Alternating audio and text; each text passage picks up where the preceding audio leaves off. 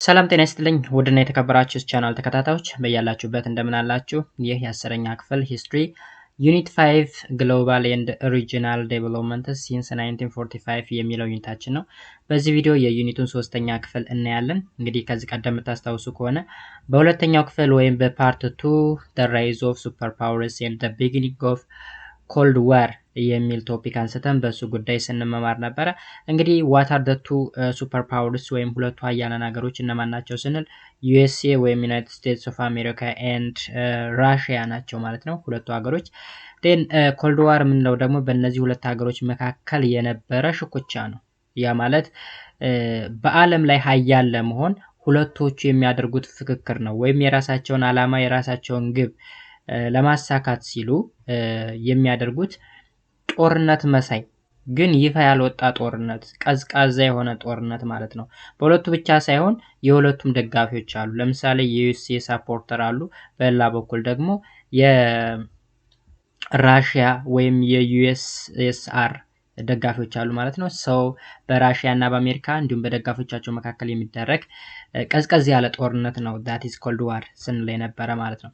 So for today we will discuss about the third part of this unit which is about situations in Asia during the cold war. ጃፓን፣ ኮሪያ፣ ቻይና ኤንድ ቪየትናም በቀዝቃዛው ጦርነት ጊዜ እዚህ ጋር የተዘረዘሩ ሀገሮች ስፔሻሊ ኤዥያ ምድር ውስጥ የሚገኙ ሀገሮች እነ ጃፓን፣ እነ ኮሪያ፣ እነ ቻይና እና ቪየትናም ምን ይመስሉ ነበር የሚለውን የምናይበት ክፍል ይሆናል ማለት ነው። ለዚህ ዩቲዩብ ቻናል አዲስ ከሆናችሁ ላይክ እና ሰብስክራይብ እንዲሁም ሼር ማድረጋችሁን እንዳትረሱ። በየጊዜው የሚለቀቁ ቪዲዮዎችን እናንተ ሲደርሱ የማስታወቂያ መልእክት እንዲደርሳችሁ ደግሞ የደወል ምልክቱን በመጫን ማግኘት ትችላላችሁ። በተረፈ አብራችሁ ይቆዩ። መልካም ቆይታ ጋይስ። ስለዚህ እንግዲህ እንደነገርኳችሁ በኤዥያ ውስጥ ጃፓን ላይ ኮሪያ፣ ቻይና እና ቪየትናም በቀዝቃዛው ጦርነት ምን ይመስሉ ነበረ የሚለውን ነው የምናየው። መጀመሪያ የምናገኛት እንግዲህ ጃፓንን ነው። ጃፓን Before the Second World War, Japan had been the most industrialized of Asian nation. እንግዲህ ከሁለተኛ ዓለም ጦርነት በፊት ጃፓን በዓለማችን ላይ ስፔሻሊ በኤዥያ ምድር በጣም ኢንዱስትሪያላይዝድ የምትባል በኢንዱስትሪ የበለጸገች አገር ነበረች። Although the destruction of many factories and loss of its Asian positions at the Japanese economy, its post-war recovery was rapid and impressive. እንግዲህ ከሁለተኛ ዓለም ጦርነት በኋላ ወይም ከጦርነቱ በኋላ ጃፓን ላይ ከፍተኛ የሚባል ጉዳት ደርሶባት ነበረ። ብዙ ፋክተሪዎቿ ወይም ኢንዱስትሪዎቿ ፈራርሰው ነበረ።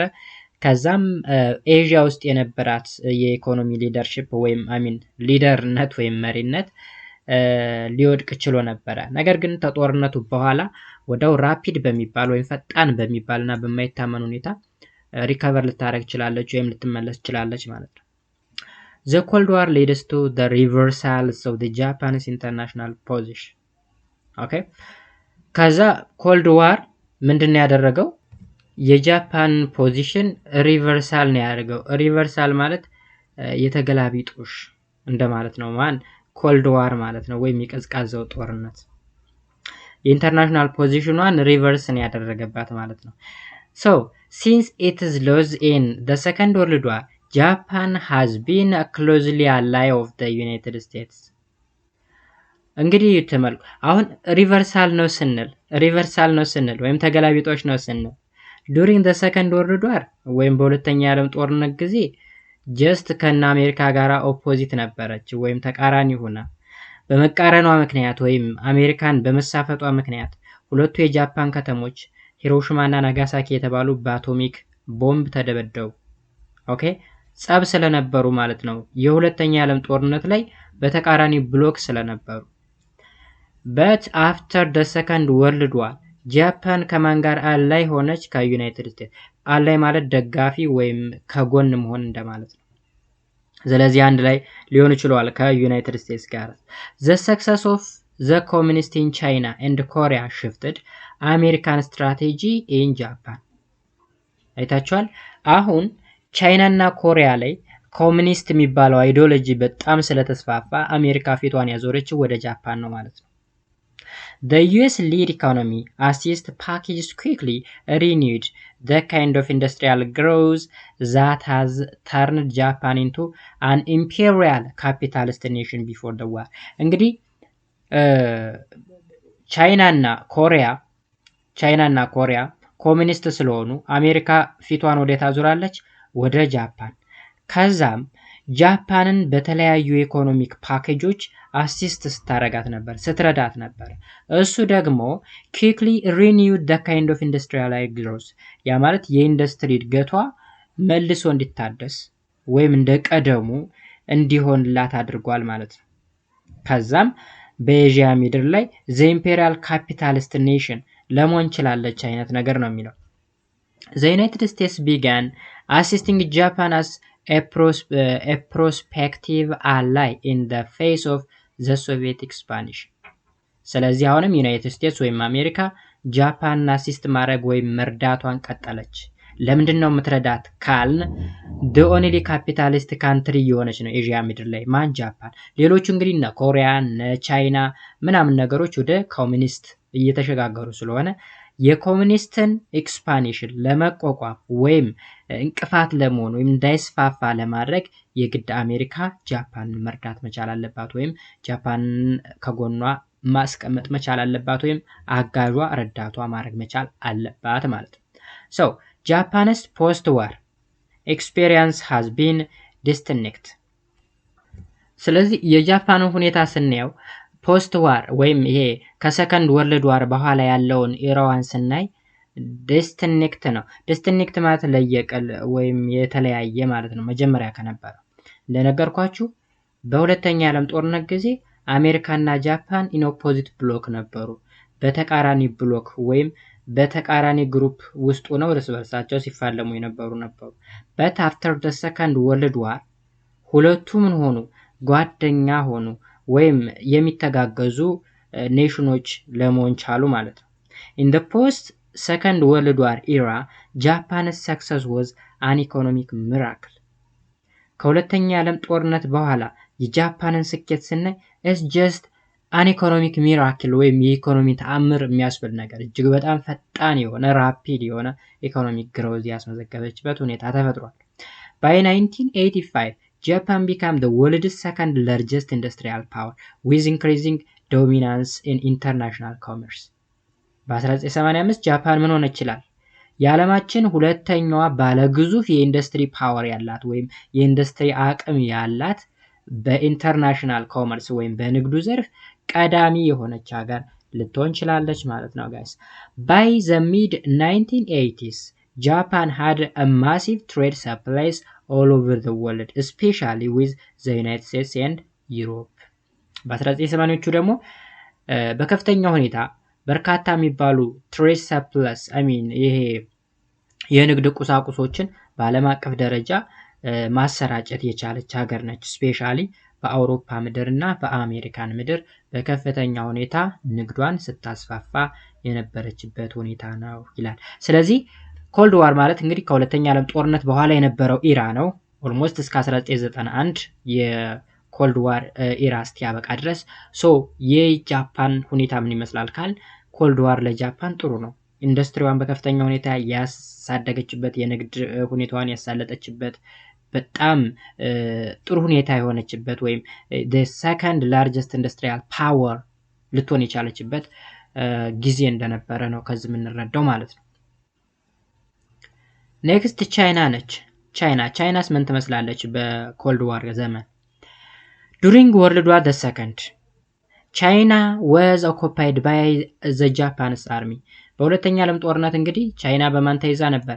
በጃፓኖች ተይዛ ነበር።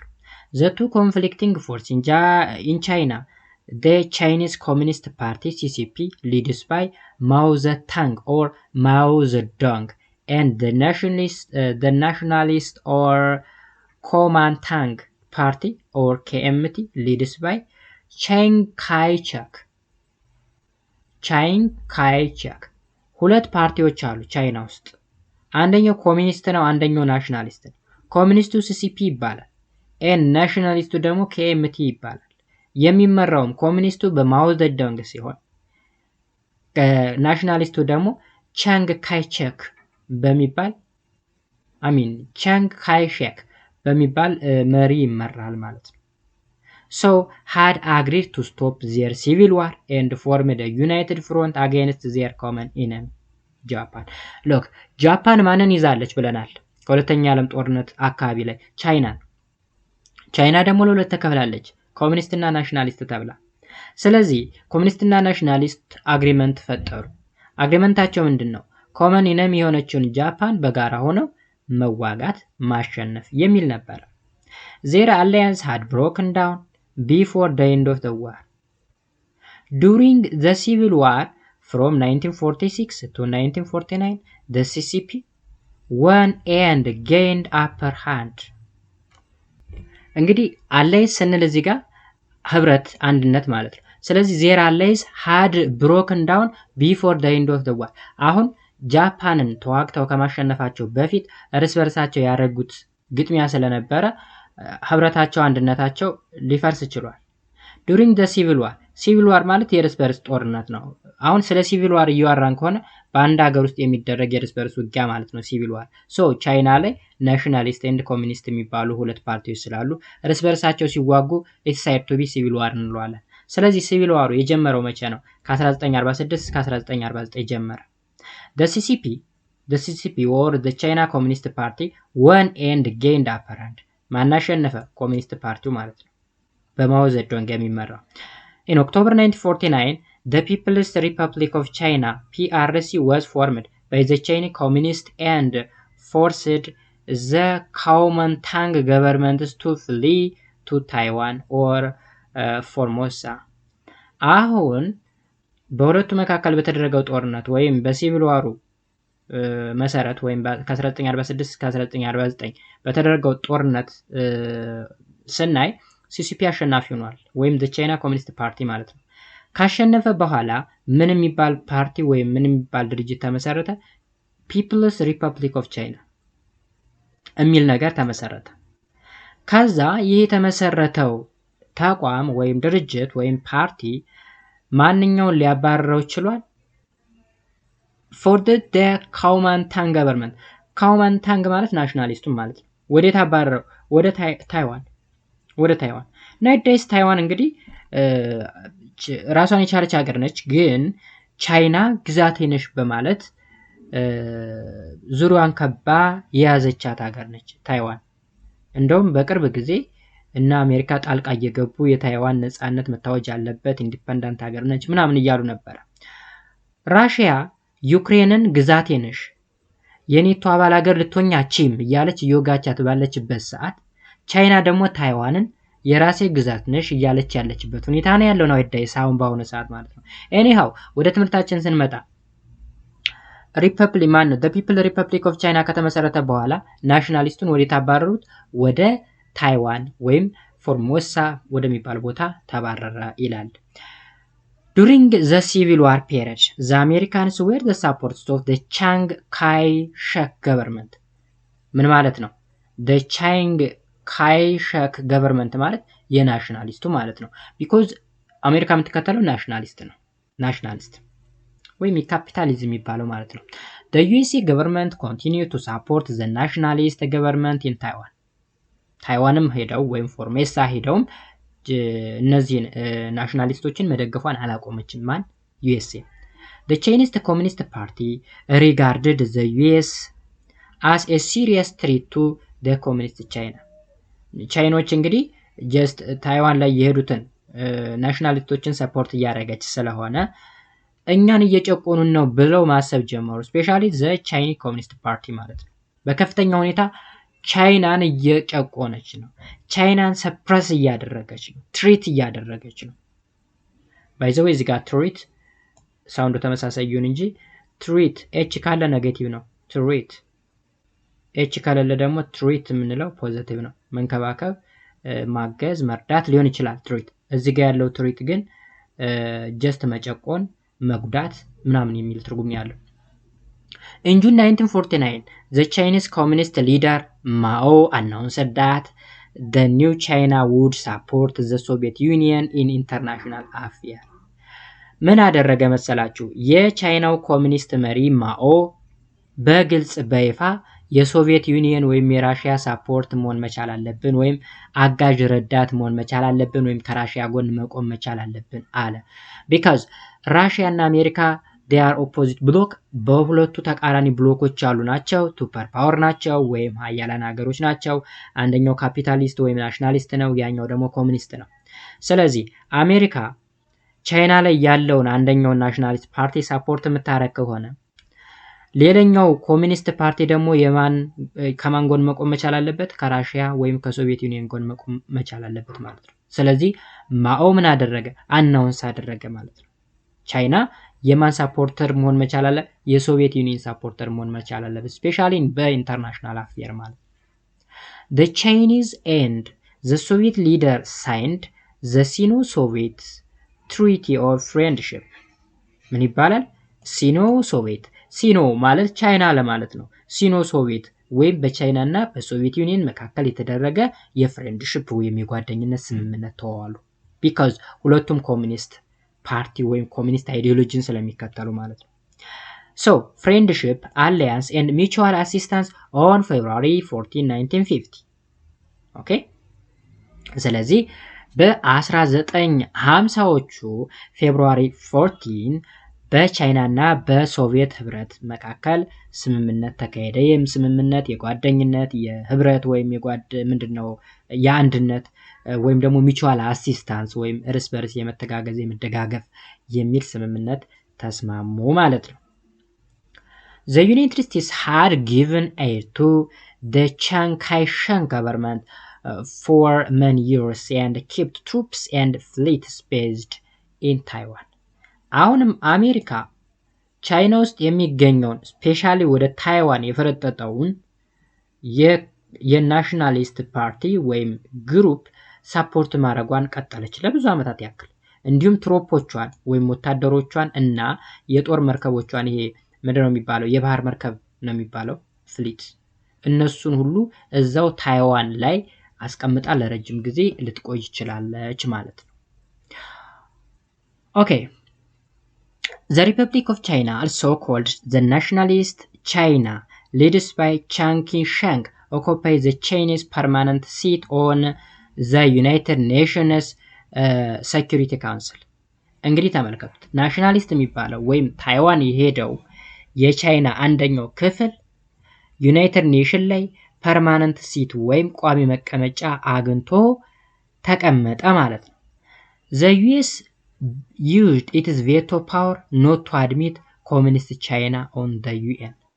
US እንግዲህ ቬቶ ፓወር ካላቸው ኦልሞስት ወደ 4 ነው 5 ሀገሮች ብለናል ቬቶ ፓወር ያላቸው ያልናቸው ዩናይትድ ኔሽን ላይ ከዚህ ቀደም ስለ ዩናይትድ ኔሽንስ እናወራ ስለዚህ ከነሱ መካከል አንዷ ስለሆነች US ያንን አቅሟን ተጠቅማ ኮሙኒስት ቻይና ዩናይትድ ኔሽን ላይ መቀመጫ እንዳይኖረው የማድረግ ወይም ዕውቅና እንዳይኖረው የማድረግ ስራዋን ሰራች but in 1971 however the PRC People Republic China was admitted to the United Nations and the nationalists were expelled በ1971 ምን ሆነ ኮሙኒስቱ የዩናይትድ ኔሽን ቋሚ መቀመጫ ሲያገኝ ናሽናሊስቱ ግን እንዲባረር ሆኗል ማለት ነው ጋይስ ስለዚህ ቻይና በኮልድ ዋር የነበረችበት ወይ ይህን ይመስል ነበር ኦልሞስት ለሁለት ተከፍላ ነበር ኮሙኒስት እና ናሽናሊስት ተብሎ ኮሙኒስቱ ከራሺያ ጋራ ጥብቅ የሆነ ግንኙነት ወይም ፍሬንድሺፕ ወይም አላያንስ ወይም ሚቹዋል አሲስታንስ ትሪት የማድረግ ስራ ሰርቶ ነበር ናሽናሊስቱ ደግሞ በአሜሪካ ሰፖርት እየተደረገ ወይም እየተረዳ ለረጅም ጊዜ ቆይቶ ነበር ፋይናሊ ግን ኮሙኒስቱ አሸንፎ ናይዴስ የቻይና ኮሙኒስት መንግስት ስቲል አለ ማለት ነው ሶ ቻይናውን የምትተዳደርበት ምን አይነት ነው ካል ኮሙኒዝም ነው ወይም ሶሻሊዝም አይዲዮሎጂ ተከታይ ነች ላይ ከዛት ኦፍ ራሺያ ማለት ነው next the Korean War from 1950 to 53 አሁን እንግዲህ ጃፓንን አይተናል ቻይናን አይተናል ኮሪያስ ምን ትመስላለች የኮሪያ ጦርነት ምን ይመስላል ከ1950 እስከ 53 from 1910 to 1945 Korea was a colony of Japan የማን ኮሎኒ ነበረች የጃፓን እንግዲህ ጃፓን ቻይናን ይዛ ነበር ኮሪያን ይዛ ነበር ብዙ እዛ አካባቢ ያሉ ሀገሮችን ትገዛ ነበር ማለት ነው ጃፓን by agreement at the end of the World War II the Soviet Union occupied North Korea and the United States occupied the South Korea በስምምነት እንግዲህ በአግሪመንት ከሁለተኛው የዓለም ጦርነት በኋላ ሶቪየት ዩኒየን ማንን ያዘች? ሰሜን ኮሪያን።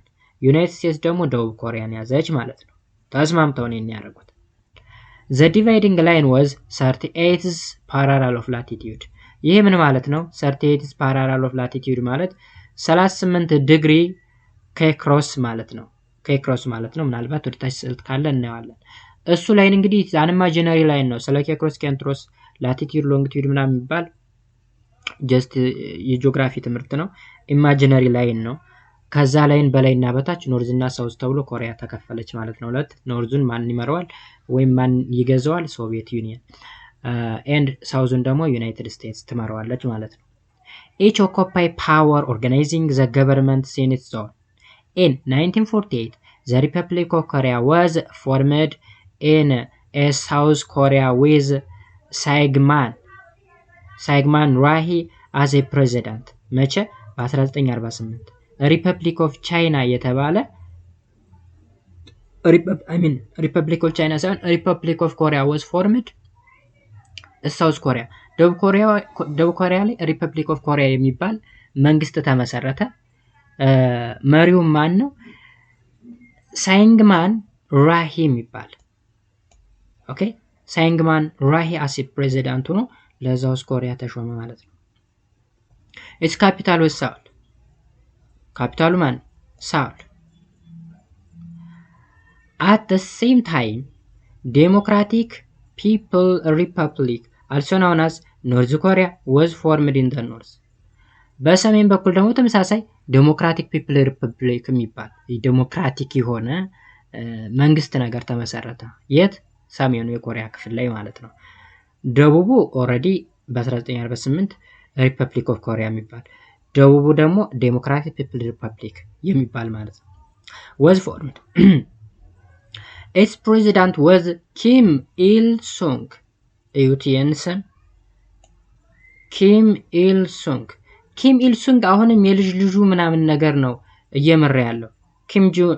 ኪም ጁን የሚባል አሁን ላይ ሰሜን ኮሪያ ላይ እያስተዳደረ ያለው ኪም ኡንጁንግ ምናምን የሚባል ማለት ነው። The United States recognized South Korea as legal government። አሜሪካ ምን አደረገች? እያስተዳደረች ያለችውን የደቡቡን የኮሪያ ክፍል ሌጋል ገቨርንመንት እንደሆነ ምን አደረገች?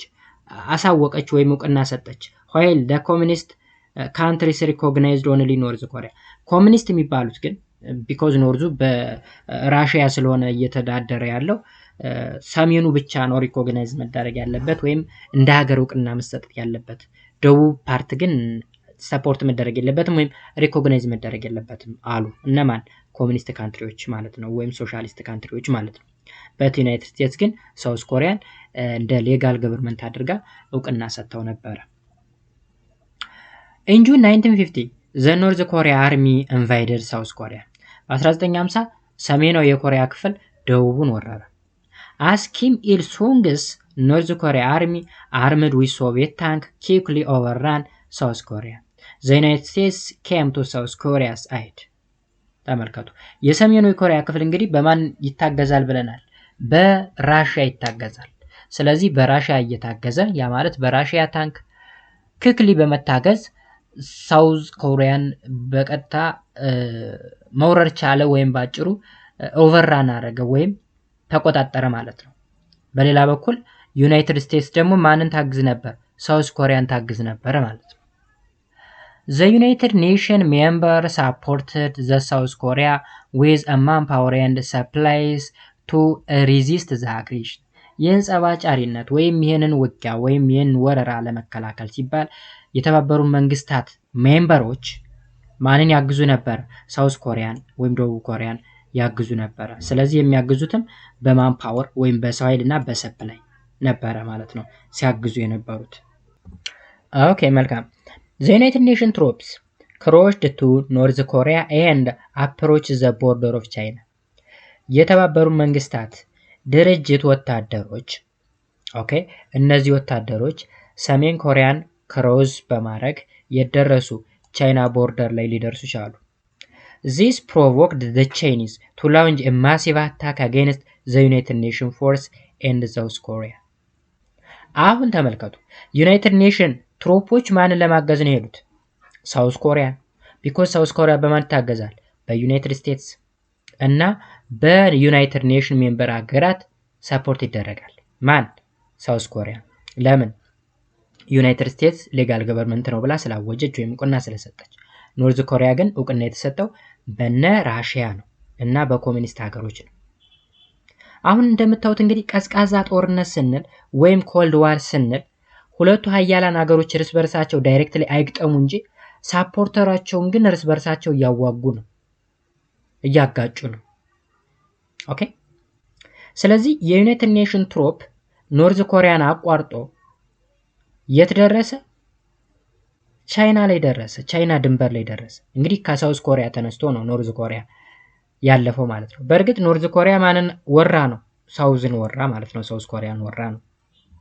ከዛ የሳውዝ ኮሪያ አጋዥ የተባሉት የዩናይትድ ኔሽን ትሮፖች እና የአሜሪካ ወታደሮችም ሊሆን ይችላሉ ኖርዝ ኮሪያን አቋርጠው ቻይና ድንበር ላይ ደረሱ። ይሄ ግን ማንን አስቆጣ ይላል? ፕሮቮክድ ዘ ቻይኒዝ፣ ቻይናን አስቆጣ። ዴን ቻይና ምን አደረገች? ቻይኒዝ ቱ ላውንች ኤ ማሲቭ አታክ አጋንስት ዘ ዩናይትድ ኔሽን ፎርስ ኢን ሳውዝ ኮሪያ። ሳውዝ ኮሪያ እና ዩናይትድ ስቴትስ ፎርሶችን ለመዋጋት ከፍተኛ የሚባል ጦር አዘመተች። ማን? ቻይና። ለምን ካል ድንበሯ ድረስ መጥተዋላ። እነማን ናቸው የመጡት? ሳውዝ ኮሪያ ወታደሮች እና የዩናይትድ ኔሽን ወታደሮች። ሳውዝ ኮሪያን በሉት ዩናይትድ ኔሽን ትሩፕን በማን ነው የሚታገዙት? በአሜሪካ ነው የሚታገዙት። ስለዚህ ቻይና ድንበር ድረስ ሲመጡ ቻይና ጦር አዘመተች ማለት ነው። The Chinese army of 300,000 men, known as the voluntaries, forced the United Nations troop to retreat. ስለዚህ ወደ 300,000 የሚደርሱ ወታደሮቿን የቮለንታሪስ ወይም የፈቃደኝነት ያላቸው ወታደሮች እንደማለት አይነት ነው፣ ወደ ምን አዘመተቻቸው? ዩናይትድ ኔሽን ትሮፖችን ለመዋጋት አዘመተች ማለት ነው። In 1953, a peace treaty was signed at ፓንሙጆም ኦኬ፣ ፓንሙጆም የተባለ ቦታ ላይ ምን ተደረገ? ሳይን። ምን አይነት ሳይን ወይም ምን አይነት ትሪቲ? ፒስ ትሪቲ ዛት ኢንድስ ዘ ኮሪያ ዋር። እንግዲህ ይህ ውል ከተዋሉ በኋላ የኮሪያ ጦርነት ቆመ ማለት ነው። የኮሪያ ጦርነት ስንል የሳውዝ ኮሪያ እና የኖርዝ ኮሪያ ማለት ነው። ኦኬ then next a result of the Korean war።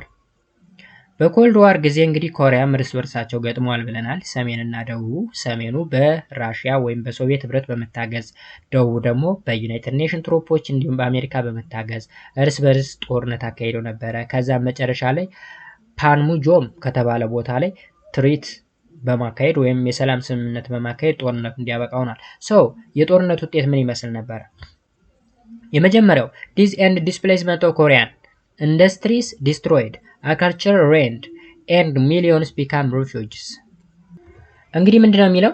ዲስ ኤንድ ዲስፕሌስመንት ማለት በርካታ ሞት ነበረ፣ መፈናቀሎች ነበሩ። ዲስፕሌስመንት የኮሪያ ኢንዱስትሪዎች የፈራረሱበት ሁኔታ ነበረ። አግሪካልቸር የፈራረሰበት ጊዜ ነበረ። በሚሊዮን የሚቆጠሩት ደግሞ ሪፊውጂ የሆኑበት ማለት ነው። ሪፊውጂ ማለት ነው ስደተኛ ወይም ጥገኛ እንዲሆኑ የማድረግ ስራ ማለት ነው። ስደተኛ ማለት ነው። የአንደኛው ውጤት ነው። ሁለተኛ ሴቭድ ሳውዝ ኮሪያ ፍሮም ኮሙኒዝም። ሳውዝ ኮሪያ ኮሙኒዝም ከመሆን ድናለች። ቢኮዝ ኖርዝ ኮሪያ ኮሙኒስት ስለሆነች መታወራት ስለነበረ ሳውዝም ኮሙኒስት መሆኗ አይቀርም ነበር። ግን በዚህ ጦርነት ምክንያት ከኮሙኒዝም አይዲዮሎጂ ነፃ ልትሆን ችላለች። ሶስተኛ ሪቫይቫል ኦፍ ዘ ሪሌሽንሺፕ ቢትዊን ራሽያ ኤንድ ቻይና። በራሽያ እና በቻይና መካከል የነበረው ወዳጅነት ተጠናከረ ወይም ታደሰ ማለት ነው። ለምን ካል ራሽያ የማን አጋዥ ነበረች? የኖርዝ ኮሪያ አጋዥ ነበረች። ኖርዝ ኮሪያ ደግሞ ሳውዝ ኮሪያን ወራ ስለነበረ ዩናይትድ ኔሽን ትሩፖች ደግሞ ሳውዝ ኮሪያን አልፈው ኖርዝ ኮሪያን ወረው ቻይና ድረስ መጥተው ስለነበረ ቻይና ምን ብላለች? ጦሯን አዝምታ ነበር። ስለዚህ ቻይና ከማን ጎን ሆነች ማለት ነው? ከኖርዝ ኮሪያ። ኖርዝ ኮሪያ ደግሞ የማን ነበረች? የራሽያ። ስለዚህ በራሽያ እና በቻይና መካከል ጥብቅ የሆነ ግንኙነት ተፈጠረ ማለት ነው። ናይዳይስ አሁንም ራሽያ እና ቻይና በከፍተኛ ሁኔታ ጥብቅ የሚባል ሪሌሽንሺፕ አላቸው። እንደውም ይሄ አሁን ላይ ያለ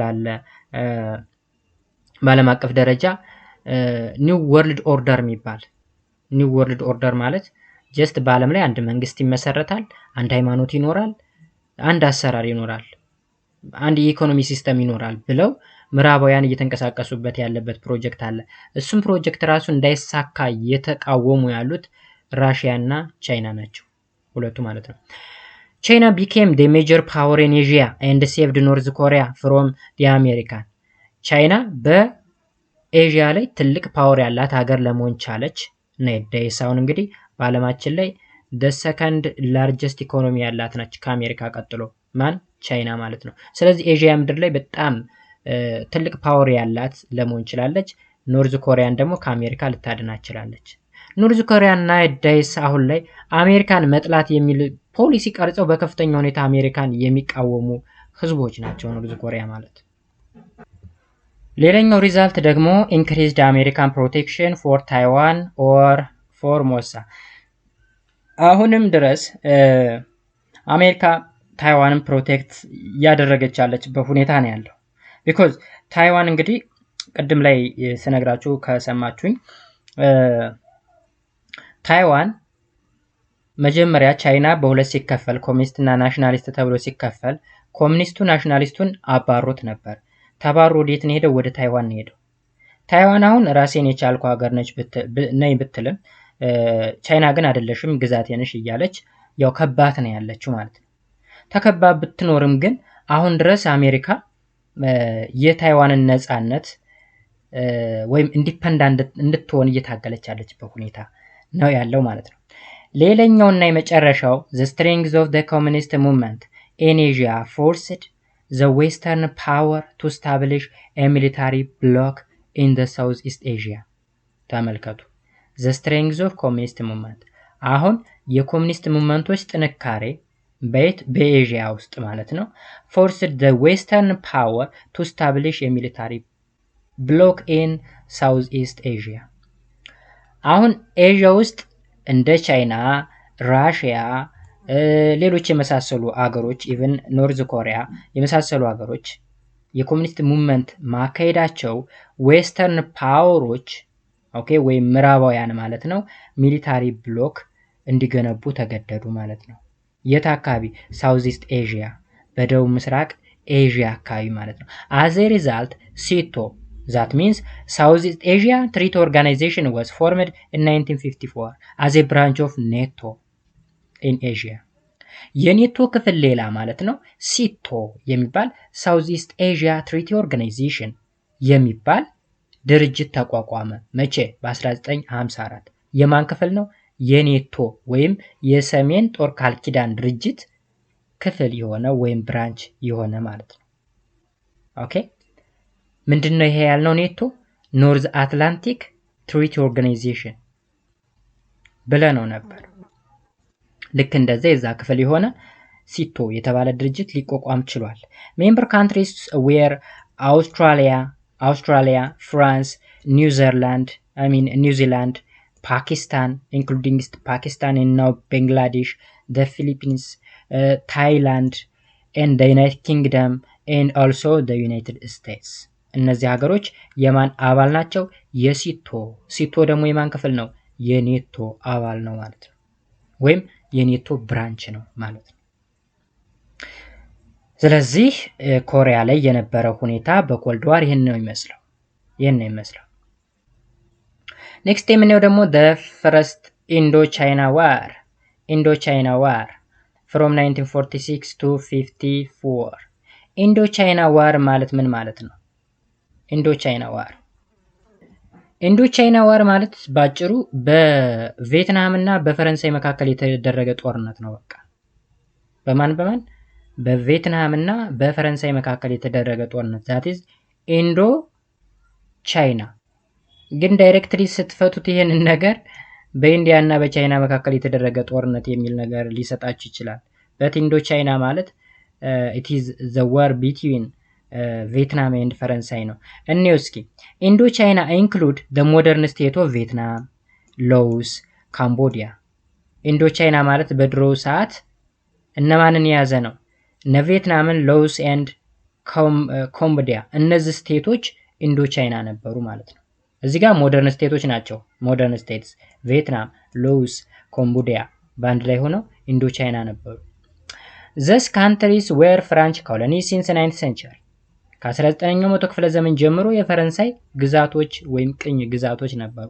During the Second World War, the Indochina becomes under the Chinese occupation and under the Japanese occupation, and it's compelled the peoples of the Indochina to fight for independence. ስለዚህ during the Second World War, ኢንዶቻይና በማን ነበር የተያዙት? በጃፓን። ከዛ እነዚህ ህዝቦች የኢንዶቻይና ህዝቦች ለነጻነታቸው ፋይት እንዲያደርጉ ወይም እንዲታገሉ compelled ወይም መገደድ ማለት ነው። ለነጻነታቸው ሲሉ ፋይት ማድረግን መረጡ ማለት ነው። ባይዘው እስካሁን ስናወራ አስተውላችሁ ከሆነ በሁለተኛ ዓለም ጦርነት አካባቢ ጃፓን በጣም ብዙ ግዛቶች አሏት። በጣም ብዙ ቅኝ ግዛቶች። ለምን ካል የሁለተኛ ዓለም ጦርነትን የቀሰቀሱት ሀገሮች ጀርመን፣ ጃፓን ናቸው በዋናነት። ኦኬ እና ጣሊያን። የጣሊያን ፋሺስት አሰራር ወይም ፋሺዝም የሚባለው የጀርመን ደግሞ ናዚዝም የሚባል ኦኬ ስፔሻሊ በጣም ዘረኝነት የበዛው ኤንድ ጃፓን ደግሞ ሚሊታሪዝም የሚባል ጦረኝነት ማለት ነው። የሁለተኛ ዓለም ጦርነትን እንዲመሰረት አድርጎት ነበር። ስለዚህ ጃፓን በጣም አግሬሲቭ ሆና ነበር በሁለተኛ ዓለም ጦርነት። አግሬሲቭ ሆነው ሀያልነን ማለት ሲጀምሩ ነው ጦርነቱን የጀመሩት እነዚህ ሶስት ሀገሮች ማለት ነው። ስለዚህ ጃፓን ብዙ ቦታዎችን ስፔሻሊ በሱ አካባቢ ያሉት ሀገራትን እንደ ቻይና፣ ቪየትናም ምናምን የመሳሰሉ ነገሮችን በቁጥጥሯ ውስጥ የማድረግ ስራ ሰርታ ነበር ማለት ነው። ስለዚህ ኢንዶቻይናውያን እንግዲህ ለነጻነታቸው መታገል ጀመሩ። The first Indochina War was an anti-colonial war that started following the defeat of Japan in the Second World War. የመጀመሪያው የኢንዶቻይና ጦርነት የነጻነት ጦርነት ነበር ወይም አንቲ ኮሎኒያል ነበረ። ቅኝ ግዛት ያለመገዛት ወይም ከቅኝ ግዛት ነጻ የመውጣት ጦርነት ነበር። የጦርነትም የተጀመረው ጃፓን በሁለተኛ ዓለም ጦርነት ከተሸነፈች በኋላ ነው። እንደምታውቁት እንግዲህ እነ ጃፓን እነ ጀርመን እና እነ ጣሊያን በሁለተኛ ዓለም ጦርነት የነዚህ ብሎክ ተሸንፎ ነበር። ስለዚህ ሲሸነፍ ወደው በጃፓን ቁጥጥር ውስጥ የነበሩ ኢንዶቻይና የሚባሉ ህዝቦች ራሳቸውን ነጻ ለማውጣት ሲሉ ወደ ጦርነት ገቡ ማለት ነው። The war started in 1946 and lasted in 1954. በ1946 ጀምሮ በ1954 ነው ያበቃው ጦርነቱ። During this war, the people of Vietnam were led by the communist Ho Chi Minh. ቪየትናም በማን ነበር የሚመራው? በኮሙኒስት ሆ ቺ ማኒ በሚባል መሪ ነበር የሚመራው። ማን? ቪየትናም። ቪየትናም እንግዲህ የማን ክፍል ነች? የኢንዶ ቻይና ክፍል ነች ብያቸዋለሁ። ኢንዶ ቻይና ማንን ይዛል ብለናል? ቪየትናም፣ ላኦስ እና ካምቦዲያን ይዛል ብለናል። Who established an organization is known as ቪየትማኒህ ኦር ቪየትማንስ ኢንዲፐንደንት ሊግ የሚባል ነገር አቋቋመ። ቪየትማኒህ ወይም ቪየትናሚስ ኢንዲፐንደንት ሊግ ቪየትናምን ነጻ የማውጣት ወይም ነጻ የሚያወጣ ተቋም ወይም ድርጅት ማለት ነው። ማን ነው የመሰረተው? የኮሙኒስቱ መሪ ወይም የቪየትናም ኮሙኒስት መሪ ሆ ቺ ማኒህ። ኦኬ ቪየትማኒህ was a communist independence movement in Vietnam. ምን አይነት እንቅስቃሴ ነው? ኮሙኒስት ኢንዲፐንደንት ወይም ነጻነት ወይም ነጻ የመውጣት እንቅስቃሴ ነው። founded in 1941. The Chinese Communist and the Soviet Russia support the Vietnamese with a military aid. እንግዲህ ከነማንም እርዳታ ያገኝ ነበረ? ከሶቪየት ራሽያ ወይም ከሶቪየት ዩኒየን እና ከቻይና እርዳታ ያገኝ ነበረ። ለምን ካላችሁ የፖለቲካል አይዲዮሎጂ ተመሳሳይ ስለሆነ። ምን አይነት ተመሳሳይነት? ኮሙኒስት ስለሆነ። ምክንያቱም ቪየትናም ላይ የነበረው ሙቭመንት የኮሙኒስት ሙቭመንት ነው። ዱሪንግ ዛት ታይም ቻይና እና ራሽያ ደግሞ ኮሙኒስት ነበሩ። ስለዚህ ለኮሙኒስት ቪየትናም የጦር እርዳታ ያደርጉ ነበር። ፕሬዚዳንት ትሩማን of the USA promised to return Indochina to France after the World War II. ትሩማን የተባለው የአሜሪካን ፕሬዚዳንት ኢንዶ ቻይና የፈረንሳይ ግዛት ነበረች፣ ስለዚህ ለፈረንሳይ እንደሚያስመልስላት ቃል ገብቷል። ማን? ዩሲ ፕሬዚዳንት ትሩማን። ምን አይነት ቃል ነው የገባው? ኢንዶ ቻይና የፈረንሳይ ግዛት ነበረች፣ ከሁለተኛ ዓለም ጦርነት በኋላም ግዛቷ እንደሆነች ትቀጥላለች በሚል ቃል ገብቶላት ነበር ለፈረንሳይ። The US was worried about the spread of communism in Asia and supported the French. ስለዚህ ፈረንሳይን ሊያግዝ የቻለበት ፕሬዚዳንት ትሩማን ኤዥያ ውስጥ ኮሙኒዝም በጣም እየተስፋፋ ስለሆነ ኢንዶ ቻይናን ቀጥታ ወደ ፈረንሳይ በማስገባት ለፈረንሳይ ሰፖርት ወይም እርዳታ መስጠቱን ቀጠለ ማለት ነው። ለምን? ኮሙኒዝም የሚባለው አይዲዮሎጂ እንዲስፋፋ አይፈልግም። ማን? አሜሪካ። The Indochina War was unpopular in France, particularly among the French communists. It's known as a dirty war ተብሎ ይጠራል። አሁን እንግዲህ የኢንዶ ቻይና ዋር በፈረንሳይ ላይ አንፖፑላር ወይም እውቅና ያልተሰጠው ወይም ዳትማች ያልገነነ ጦርነት ነው። እንደውም ምንም ቢባል ስያሜ ተሰጥቶታል። ደርቲ ዋር የሚል ነገር ስያሜ ተሰጥቶት ነበረ ማለት ነው። እንግዲህ ሆቺማኒህ ማለት እኚህ ሰው ናቸው። ሆቺማኒህ የቪየትናም ኮሙኒስት ሙቭመንት ሊደር ማለት ነው። The US used the term domino theory to describe the growing concern over communist influence in Indochina. ምን የሚባል ቲዮሪ? ዶሚኖ ቲዮሪ። ምኑን ዲስክራይብ ለማድረግ የተጠቀሙበት ተርም ነው? የኮሙኒስቶች ኢንፍሉዌንስ ኢንዶቻይና ላይ ያለውን ኢንፍሉዌንስ ወይም ተጽዕኖ ለመግለጽ የተጠቀሙት ቲዮሪ that is domino theory. This theory was quite clear. If the communists were not stopped, then they will expand to the neighboring country. ይህ ቲዮሪ ምንድነው የሚለው? ኮሙኒስቶች ካላቆሙ ወይም ስቶፕ ካልሆኑ አይዲዮሎጂያቸውን ወደ ጎረቤት ሀገራቸው ያስፋፋሉ ማለት ነው። ራሳቸው ብቻ ኮሙኒስት ነው አይቀሩ፣ ጎረቤት ሀገራቸውንም ኮሙኒስት ያደርጋሉ የሚል ቲዮሪ ነው ዶሚኖ ቲዮሪ የሚባለው። ይህን ቲዮሪ የምትጠቀመው ደግሞ ዩኤስ ነች። The French forces were defeated by the Vietnamese at the Battle of Dien Bien Phu. Okay? Dien Bien Phu. የት ላይ ነው የተሸነፈው የፍራንስ ፎርስ? ዴን ቤን ፉ የሚባል ቦታ ላይ። መቼ? 7 ሜይ 1954 ግንቦት 7 1954 ዴን ቤን ፉ የሚባል ባትል ላይ ማን አሸነፈ? ቪየትናምስ። ቪየትናምስ ማለት ምን ማለት ነው ብለናል? ቪየትናምስ ኢንዲፔንደንት ሙቭመንት ነው። የቪየትናሞች የነጻነት እንቅስቃሴ ነው። ስለዚህ ማን አሸነፈ? ፈረንሳይ። In peace negotiation at Geneva, the Geneva Accords May 1954, the decision was reached to divide Vietnam into northern and southern half. ከዛም የፒስ ኔጎሽዬሽን ወይም የሰላም ስምምነት ከተደረገ በኋላ የት? ጄኔቫ ላይ ቪየትናም ለሁለት እንድትከፈል ተደረገ። ሰሜንና ደቡብ ተብሎ ማለት ነው።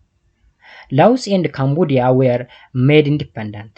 ሁለቱ ሌሎች ግን ላውስ እና ካምቦዲያ የሚባሉ ሌሎች ግዛቶች ነፃ እንዲሆኑ ተደረጉ። ዌር ሜድ ኢንዲፔንደንት። The North and South Vietnam were separated at the 17 parallel። ቀድም ላይ 38 ፓራላል የሚል ካስታውሳችሁ 38 ዲግሪ ኖርዝ ማለት ነው። ስለዚህ እዚህ ጋም 17 ዲግሪ ኖርዝ ላይ ተከፈሉ። ከ17 ዲግሪ ኖርዝ በታች ሳውዝ ኮሪያን ማን ነው? ቪየትናም ነው። ከ17 ዲግሪ በላይ ደግሞ ሰሜን ቪየትናም ነው ማለት ነው። ስለዚህ ሰሜንና ደቡብ ሆኖ የት ላይ ባደረጉት ስምምነት? ጄኔቫ ላይ ባደረጉት ፒስ ኔጎሽዬሽን መሰረት ለሁለት ሊከፈል ችሏል ማለት ነው። እንደምታዩት አሁን ይሄ ጀስት የቪየትናም ካርታ ነው ብንል እዚህ ጋር ይሄ ቻይና ነው። እዚህ ላይ ብሉ ፓርቱ ቻይና ነው። እንደምታዩት ሳውዝ ቻይና ይላል።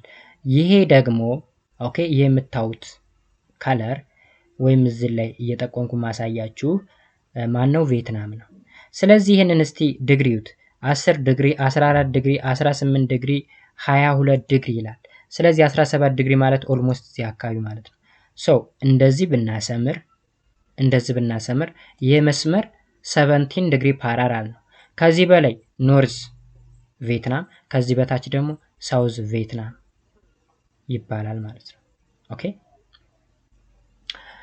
In the north, the Democratic Republic of Vietnam was established by the communists, headed by Ho Chi Minh, with its capital at Hanoi. Okay, Hanoi. While the South Vietnam was, with its capital at Saigon, would remain non-communist. የሰሜኑ ኮሚኒስቱ ዴሞክራቲክ ሪፐብሊክ ኦፍ ቪየትናም የሚባል መንግስት አቋቋመ። መሪውም ማን ነው? ሆቺማኒ ነው። ካፒታላቸው ሃኒዮ የሚባል ቦታ ላይ። ሳውዝ ቪየትናምን ስናይ ደግሞ ካፒታላቸውን ሳጋን፣ ከዛም ነን ኮሚኒስት ነው ቀጠሉ ማለት ነው። The Soviet Union and the People Republic of China supported the North. ኖርዙ ምን ስለሆነ? ኮሚኒስት ስለሆነ ቻይኖችና ሶቪየት ዩኒዮኖች ሳፖርት ያደርጉታል። While the United States was determined to maintain an independent and communist South Vietnam. ሳውዝ ቪየትናሞችን ማን ትደግፋለች? አሜሪካ። ይህ ከምን ጋር ተመሳሳይ ነው? ከኮሪያ ጋር። ኮሪያም ሳውዝ ኮሪያ በአሜሪካ ይደገፍ ነበር፣ ኖርዝ ኮሪያ በቻይና እና በራሽያ ይደገፍ ነበር። ቪየትናም ልክ በተመሳሳይ ሳውዙን አሜሪካ ትደግፈዋለች፣ ኖርዙን ደግሞ ማን ይደግፈዋል? ቻይና እና ራሽያ። የቀዝቃዛውን ጦርነት ሁኔታ እያያችሁ እንግዲህ እየተረዳችሁ ዘቱ ሱፐር ፓወር የሚባሉት ራሽያ እና አሜሪካ ናቸው። ግን ገብተው የሚፈተፍቱት የት ነው? ሌላ ሀገር ላይ፣ ኮሪያ ላይ ገብተው፣ ፈረንሳይ ላይ ገብተው፣ ቪየትናም ላይ ገብተው እንጂ ራሳቸው ሀገር ላይ እኮ አይደለም። አሜሪካ እኮ ያለችው ሌላ ኮንቲነንት ላይ ነው ያለችው። ዩናይትድ ስቴትስ ኦፍ አሜሪካ ማለት ራሱን የቻለ ሌላ አሜሪካን ኮንቲነንት ነው። ግን እሷ ኦልሞስት ስራዋን እየሰራች ያለች የት ነው? ዩሮፕ እና ኤዥያ ምድር ላይ ሆና ነው ጀስት እየፈተፈተች ያለችው ማለት ነው። የማያገባ ገብታ ግን ይህን ሁላ የምታደርግበት ለምንድን ነው? ኮሚኒዝም የሚባለው አይዲዮሎጂ በዓለም ላይ እንዳይስፋፋ ለማድረግ ነው። In December 1960, the National Liberation Front, commonly called the Viet Cong, emerged to challenge the South Vietnamese government. በ1960ዎቹ እንግዲህ አንድ ሌላ ግንባር ተፈጠረ። እሱም ናሽናል ላይብሬሽን ፍሮንት የሚባል ማለት ነው። ናሽናል ላይብሬሽን ፍሮንት ሌላ ስሙ ማን ይባላል? ቬት ኮንግ የሚባል ስያሜ ተሰጥቶታል። ይህም ድርጅት ወይም ይህም ፍሮንት ወይም ይህን ግንባር የተቋቋመበት የደቡብን ቪየትናም ገቨርንመንት ለመቃወም ነው። የደቡብ ቪየትናም ገቨርንመንት ምን አይነት ነው? ነን ኮሚኒስት የሆነ ናሽናሊስት ገቨርንመንት ነው። they were trained and supported by the North Communist. እነዚህ እንግዲህ ቬት ኮንግ የሚባለው ፍሮንት ትሬንድ ነው፣ የሰለጠነ ነው፣ በሰሜን ኮሚኒስት ሀገሮች ሰፖርት የሚደረግ ነው። The second Indochina War started from 1957 up to 1973 began in the earnest with the USA commitment to preventing the communists from controlling South Vietnam. እንግዲህ ሁለተኛው የኢንዶ ቻይና ዋር የተጀመረው ከ1957 እስከ 1973 ላይ ነው ያበቃው። የተጀመረውም እንግዲህ በነ ዩኤስ ወይም በነ አሜሪካ ኮሚትመንት ወይም ቆራጥነት ወይም ባጭሩ ፍላጎት ነው የተጀመረው ማለት ነው። In spring 1961, the administration of John F. Kennedy, John K. Kennedy expanded U.S. support for the South Vietnamese government, including an increase in USA military advisors. በ1961 እንግዲህ ጀስት ትሩማን ተቀይሮ ጆሴፍ ኬኔዲ የሚባል የአሜሪካ ፕሬዚዳንት መጥቶ የደቡቡን የቪየትናም መንግስት መደገፉን ቀጠለ። ስፔሻሊ ዩኤስ ሚሊታሪ አድቫይዘሮችን በማብዛት በመጨመር ሳውዝ ኮሪያ በሚሊታሪ ስትሮንግ እንድትሆንና ኖርዙን እንድትዋጋ ወይም እንድታሸንፍ የማድረግ ስራ እንዲሰራ ተደረገ። The strategic helmet program or safe village policy እዩት፣ helmet program ወይም ደግሞ safe village policy was introduced የት ላይ? ኮሪያ ላይ። strategic helmet ወይም ደግሞ safe village policy. It was a policy aimed to stop the Viet Cong from getting their supplies and soldiers from a village. ምንድነው ይሄ አይሙ ወይም ፖሊሲው አይሙ የሴፍ ቪሌጅ ፖሊሲ ወይም የስትራቴጂክ ሄልሜት ፖሊሲ ዓላማ ምንድነው ካል ኖርዝ ቪየትናሞች እንግዲህ ቪትኮንግ የሚባል ፍሮንት ወይም ናሽናል ላይብሬሽን ፍሮንት የሚባል በ1960 መስርተዋል። የመሰረቱበትም ዋነኛ ምክንያት ሳውዝ ቪየትናምን ቻሌንጅ ለማድረግ ስለዚህ ይህንን ቻሌንጅ ለመቀልበስ የአሜሪካው ፕሬዚዳንት ጆሴፍ ኬኔዲ ለሳውዝ ኮሪያ የሚሊታሪ እርዳታ ያደርግ ነበር። ከዛም አልፎ ስትራቴጂክ ሄልሜት ወይም ሴቭ ቪሌጅ ፖሊሲ የሚባለውን ነገር አቋቁሞ ነበረ ወይም ኢንትሮዲዩስ አድርጎ ነበር። የዚህ ፖሊሲ ዓላማ ምንድን ነው ካል it was a policy aimed to stop the ቪየትኮንግ ወይም ናሽናል ላይብሬትድ ፍሮንቱ from getting their supplies and soldiers from a village። ዓላማው ምንድን መሰላችሁ? ሰሜኑ የቪየትናም ክፍል ከሰሜን ኮሚኒስት ሀገሮች እርዳታ እንዳይሰጠው መከልከል ነው። ኦኬ in practice it meant destroying peasant villages near area held by the Vietcong and forcefully relocating the people። ባጭሩ ሰዎችን ማሳደድ ስፔሻሊ የፔዛንቶችን ቪሌጅ ማፍረስ ምን ማለት ነው? ይህ የሚደረገው ለምንድን ነው ካል ከሰሜን ናሽናል ኮሚኒስት ኔሽኖች ወይም ሀገሮች እርዳታ እንዳያገኝ ማለት ነው። ማን? ቪየትኮንግ ወይም ናሽናል ምንድን ያልነው ናሽናል ላይብሬሽን ፍሮንት ከሰሜን ኮሚኒስት ሀገሮች እርዳታ እንዳያገኝ ብሎክ የማድረግ ስራ ነው ባጭሩ። In 1965 President Johnson became a campaign of sustained airstrike or bombing against the North and were codenamed Rolling Thunder። ፕሬዚዳንት ጆንሰን የተባለ ሌላኛ የአሜሪካ ፕሬዚዳንት ነው። ይህ ሰው ምን አደረገ መሰላችሁ?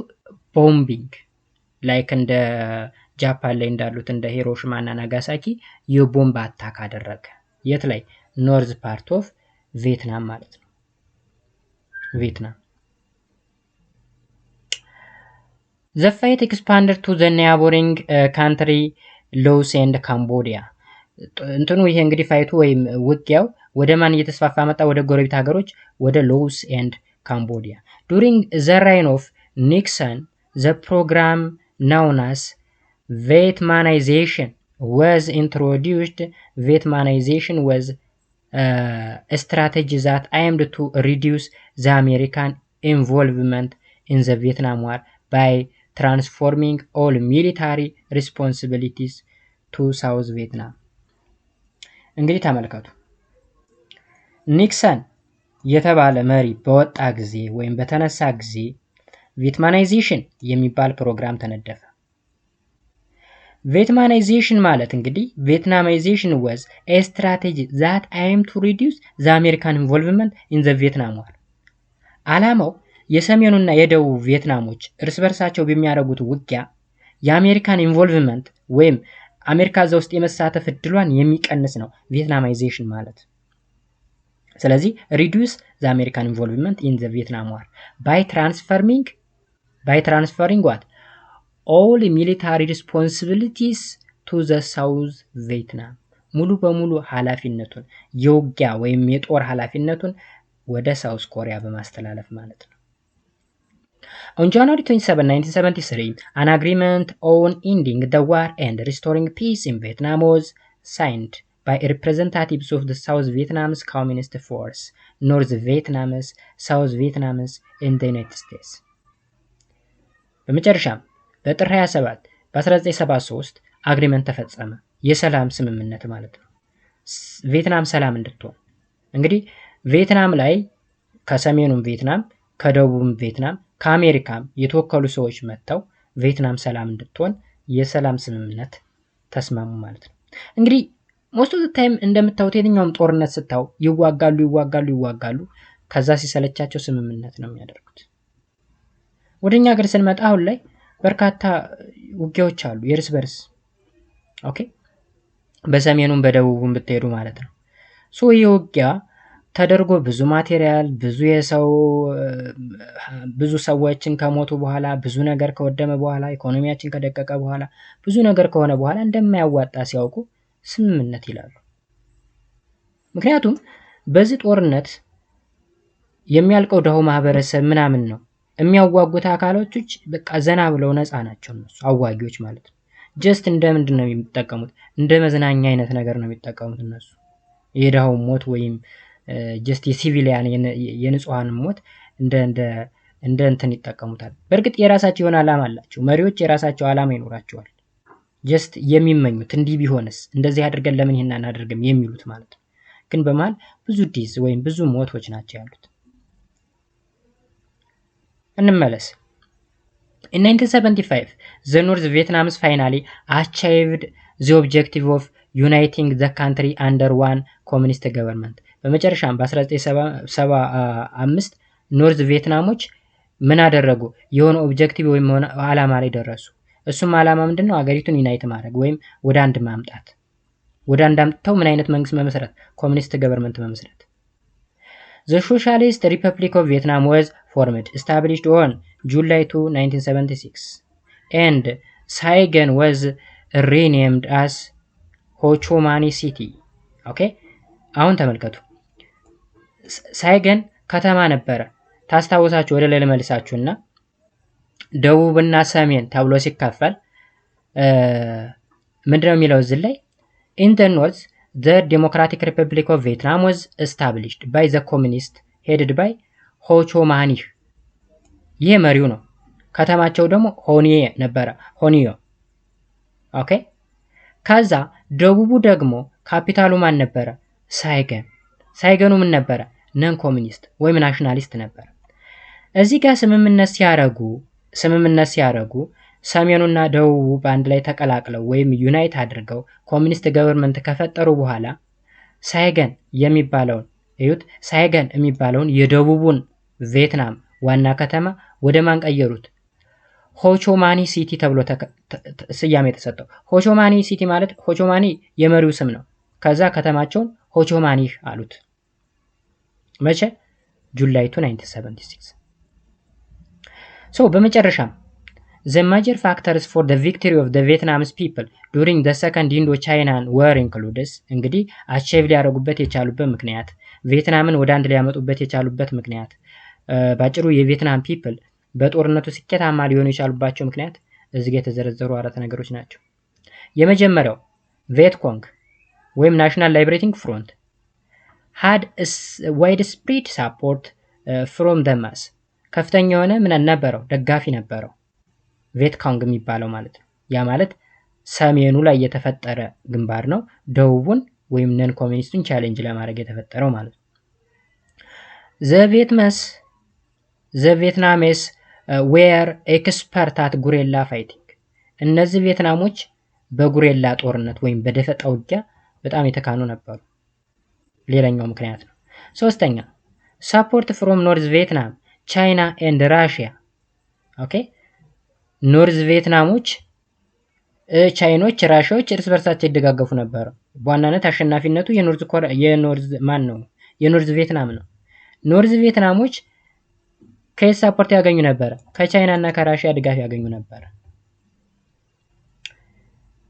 ኦኬ then next መጨረሻ ላይ the North Vietnamese were dedicated to eventually a victory and unification of their country.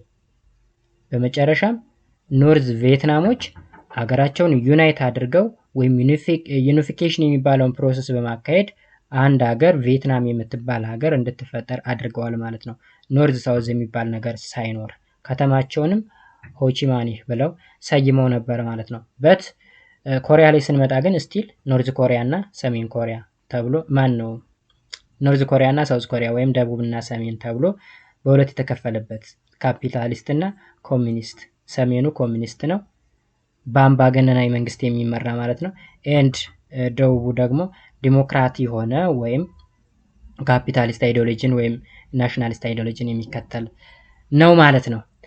ጋይስ እንግዲህ ይህን ይመስላል። እዚህ ጋር ምናልባት ጥያቄዎች አሉ፣ ያዛምድ ጥያቄዎችን እንግዲህ ኦልሞስት 1 ሰዓት ያክል ቆይተናል። ጥያቄዎችን በጥያቄ አካውንታችን የምንሰራ ነው የሚሆነው። የጥያቄ አካውንት ብዙ ጊዜ ነግራችኋለሁ። ኢትዮጵያን ኤጁኬሽን ኤክሰርሳይዝ የሚል አካውንት ከስር ከዚህ ከዋናው አካውንት ስር አለ። እሱን ሰብስክራይብ አድርጉ። እሱ ላይ ጥያቄዎችን የምንሰራ ነው የሚሆነው ማለት ነው ጋይስ። ሶ በሚቀጥለው ክፍል ልንሰራ የምንችለው ነን አላይድ ሙቭመንት የሚል ይሆናል።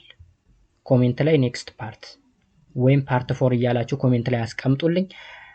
ምናልባት የማያስፈልጋችሁ ከሆነ ሌላ ግሬድ ሌቭል ላይ ስላለ እሱ ላይ ልንሰራ ስለምንችል ኮሜንታችሁን አይቼ ኔክስት ፓርት ሰራላችኋለሁ ማለት ነው። በተረፈ ለዚህ ዩቲዩብ ቻናል አዲስ ከሆናችሁ ላይክ እና ሰብስክራይብ በማድረግ ቤተሰብ እንድትሆኑ ስላሳስባለሁ። በሚቀጥለው ፓርት እስከምንገናኝ በያላችሁበት ሰላማችሁ ይብዛ። መልካም ጊዜ። ባይ ባይ።